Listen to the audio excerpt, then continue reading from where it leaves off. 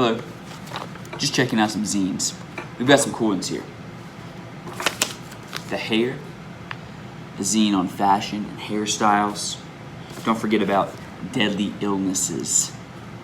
All about weird medical anomalies and horror stories.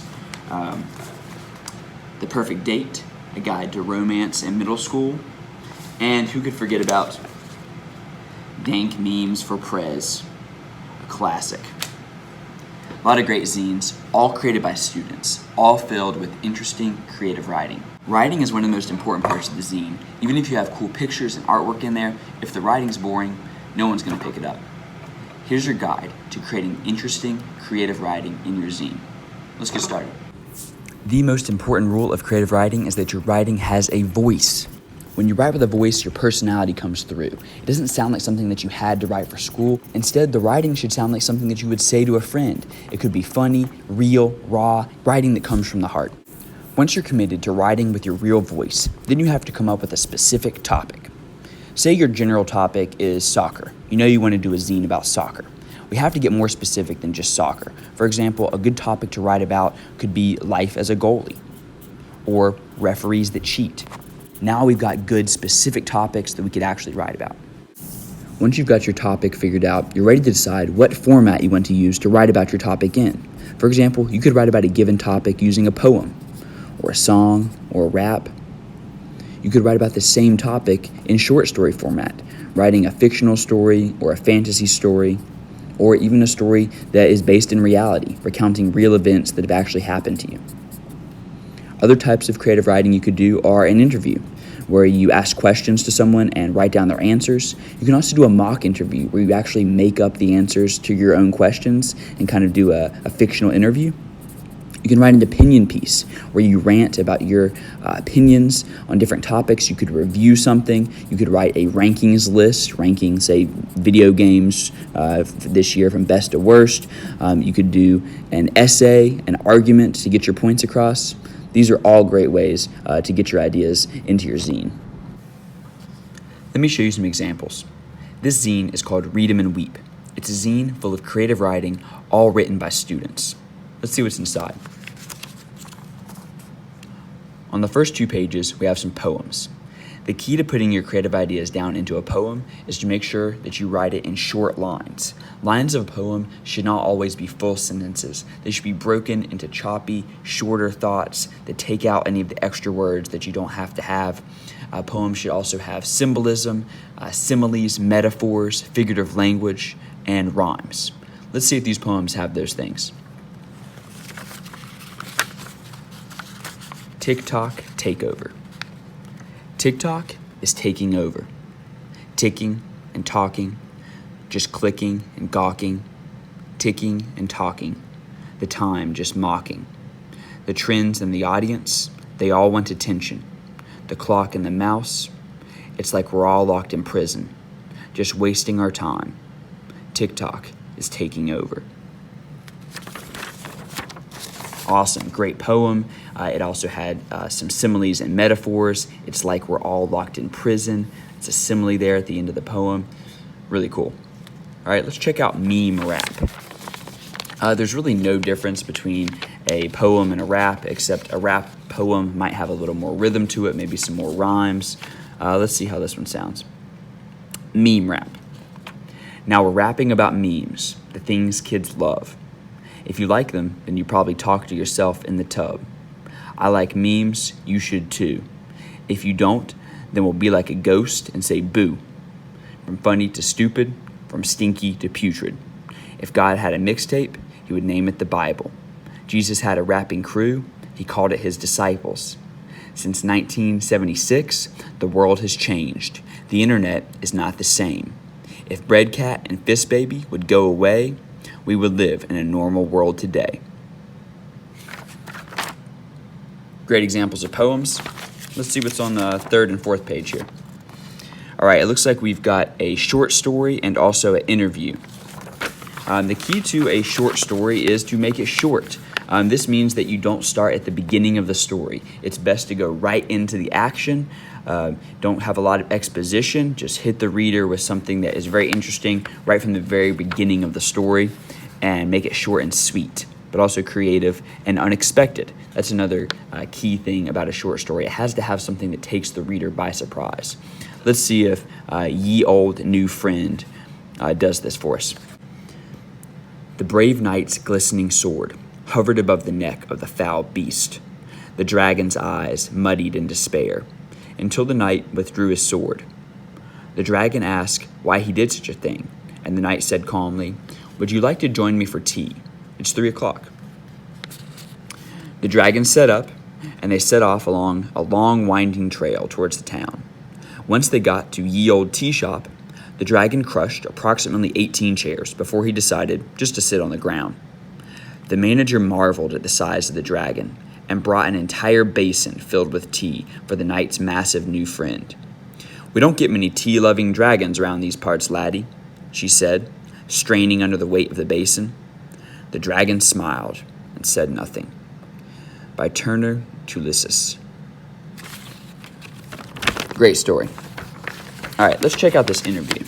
Now, the thing about writing interviews as student writers is you may not always have the time or the privilege to interview the people that you want. But actually a great way to hone your interview skills can be to still form the questions and then just make up the answers yourself. This is a mock interview. So in this interview with LeBron James, this student Billy, I know that they did not actually interview LeBron James because I was in class with them and we didn't have access to him, right? So Billy made up these answers for LeBron, right? So if you do an interview, know that is an option to actually just kind of fake it and come up with the answers yourself. And if you have someone that you want to interview that you actually have access to, maybe a friend or someone at the school, then you could do a real interview and actually question them. But these mock interviews can sometimes even be more interesting than a real one because you can make the answers as funny and entertaining as you want. All right, let's check this out. Interview with LeBron James. And the interviewer's name is Billy. Billy says, "What do you eat in the morning to stay in shape?" LeBron says, "Pop-Tarts. But the secret is to squeeze the filling out before you eat it so you don't get too much sugar." "Were you always good at basketball, or was there a time when you were trash?" "I could dunk on a Fisher-Price goal when I was 2.5. So to be honest, I was always kind of beast. But I wasn't actually good until high school." "How do you feel about constantly being compared to Kobe and Jordan?" "It's an honor to be mentioned along with those guys. I don't think we'll ever know who is the best, though, unless they want to go one-on-one and settle it." "What advice would you give to a young player like me?" "Don't get distracted. If you really want it, your life has got to be the game, 100%. Everything else is on hold. Friends, games, girls, all that can wait." One more question. Do you get mad when people say stuff about your hairline? This interview is over. Really cool. Nice background too there. All right, and it looks like our final page has a long opinion piece. This is called the psychological reasoning behind hair dyeing. So these opinion pieces are where you really just let your opinions out, let your voice out. Let's check this piece out. It is by Krista Shepard. You get home from school, bummed over slightly lower than usual grades and a lack of attention from your peers. You feel isolated, craving human admiration. So you beg your mom and hop into the back of the janky Honda Civic and take off towards the beauty supply store, excitement racing through your veins. Excitement for what? For a dramatic change of hair color, of course. If you haven't done it, you've wanted to. Dyeing one's hair gives us a sense of a fresh start. Personally, I've dyed my hair from dark brown to blonde to even blonder, then salon-dyed red didn't work, and self-dyed red did work, and now black. From my point of view, I believe that there are 3 common reasons why we dye our hair. Reason 1, seek of attention. If there's one thing I've learned from my hair dyeing journey, it's that every time you do it, people notice. They say, "It looks so good," or something like, "It suits you well." This is why we often dye our hair consistently and continuously. When everyone has gotten used to your new hair, you crave the validation once again. This reason is most commonly used by those of us who are self-conscious, lacking admiration, or just straight up self-centered. Although it seems like these attention-seeking dyers are pathetic, it's important to congratulate them for the courage they used to pull off their new color. All right, so that's reason 1. Let's check out reason 2, therapy. What's worse than staring down your own reflection in the mirror, hating the person looking back at you for their boring appearance and lifeless locks? After crying your poor eyes out, you decide that you're a bad beauty queen who needs a fresh start. I know I've been a sucker for this, impulsively changing my physical appearance, searching for myself in the process. I know it sounds dramatic, but my red hair helped me enhance my budding identity. The same reason we often cut a significant amount of hair off after a breakup. We want a new look to separate ourselves from our past. Although dyeing hair heals us temporarily, I still do not advise a physical appearance change as therapy. And last reason, boredom. I'm sure all of us, dyed hair or not, have experienced a sensation of apathy while gazing at our own reflections, yearning for something new. Now, of course, boredom associates itself with seek of attention and therapy, but I set it aside for one particular reason. I now currently consider myself someone who is rather mentally healthy and seeks no validation from others, meaning when I dye my hair, it's purely out of interest for something new, combined with craving for a new color. This leads me to believe that it is completely possible to be solemnly bored, wanting to replace your current image.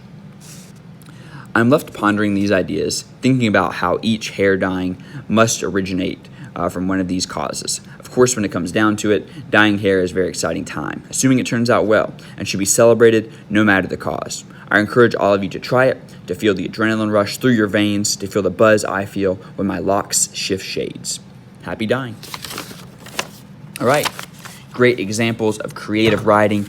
All of the writing in this had a voice, it had a personality, a variety of formats. Remember, you could write a poem, you could write a story, an interview, you could write an opinion piece, a ranking, a list, a review. So many great options for you to get your words onto the page. Let's get started.